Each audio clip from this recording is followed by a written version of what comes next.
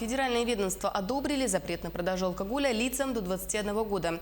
В Минздраве России рассказали, законопроект согласован практически всеми федеральными органами, в которые он направлялся, в том числе Министерством экономического развития и Минпромторгом. Поэтому позиция федеральных органов в подавляющем большинстве положительна. Ожидается, что закон рассмотрят в этом году.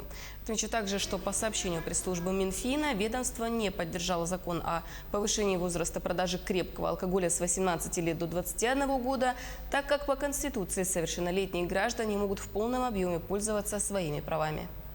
Мое мнение, я поддерживаю эту инициативу двумя руками, как говорится, потому что 18-летний возраст – это еще возраст не взрослого человека, который может принимать какие-то самостоятельные решения.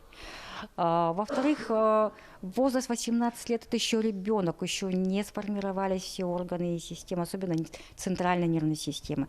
Почему в этом возрасте дети подвержены различным воздействиям внешней среды, влиянию окружающей среды? Поэтому 21 год – это приблизительно уже человек, который может давать отчет своим действиям. Я считаю так.